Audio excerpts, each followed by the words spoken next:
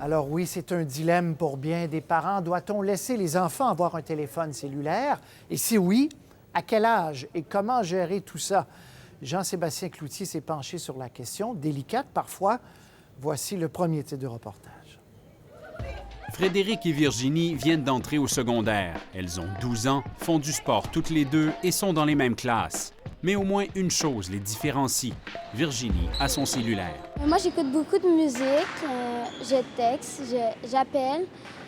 Puis c'est à peu près ça. Je l'utilise pour si je veux aller faire des sorties, aller au cinéma. Et ça me sert. Mes parents ils ont plus de confiance pour sortir. Ils me laissent plus de liberté. Pourquoi tu aimerais avoir un cellulaire, toi? Bien, pour pouvoir parler avec mes amis. Puis si j'ai besoin d'un téléphone, bien, tu n'es pas obligé de chercher puis tout, là. Selon un sondage pan-canadien, 65 des 16-17 ans du pays étaient les principaux utilisateurs d'un cellulaire en 2008. C'était 30 chez les 13-15 ans et 5 chez les 8 à 12 ans. Aujourd'hui, la tendance semble être à la hausse. À chaque année, il y a un nombre plus grand d'étudiants qui possèdent un cellulaire.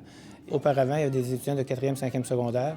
Et maintenant, il y a comme une démocratisation. Dès la première secondaire, plusieurs possèdent leur propre cellulaire. Levez la main ceux qui ont un téléphone cellulaire. Ce matin-là, dans la classe de secondaire 1 de Virginie et Frédéric, 8 élèves sur 35 se disent propriétaires d'un cellulaire. Virginie connaît les dangers d'avoir le sien.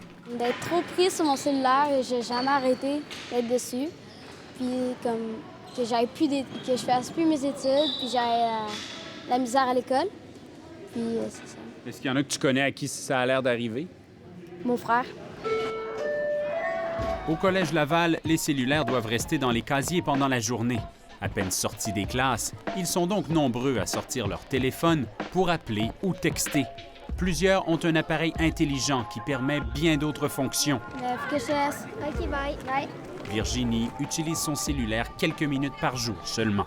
J'ai bien passé à l'école. J'ai fini. C'est une question de protection, d'abord et avant tout.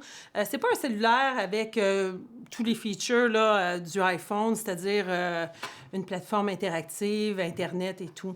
Le but du cellulaire, c'était une façon facile d'appeler au secours si c'était le cas. Virginie, ça faisait plus d'1 an qu'elle demandait sa liberté de se promener seule. Passe une belle journée. Pour la mère de Virginie, qui avoue être une maman très protectrice, 12 ans était un bon âge pour acheter un téléphone à sa fille. C'est un cadeau truqué, je pourrais dire. Donc, nous, on s'achète la paix d'esprit, puis elle est heureuse. Fait que on a comblé tout le monde. Une paix d'esprit qui lui coûte 25 $ par mois, téléphone inclus, parce qu'elle s'est engagée à garder le forfait de Virginie pendant 3 ans.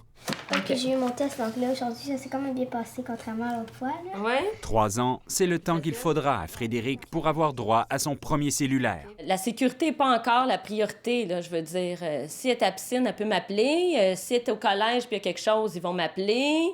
Autour de 15 ans, quand ils commencent à sortir le soir ou aller chez des amis ou partir tout seul en autobus, aller... Puis là, je trouve que là, ça peut être nécessaire, là. Tu sais, je suis pris, l'autobus passe pas, je suis tout seul, j'aime pas ça, tu peux-tu venir me chercher? Au Canada, ce serait autour de 14 ans en moyenne que les adolescents ont leur premier cellulaire. Mais quel est donc l'âge idéal?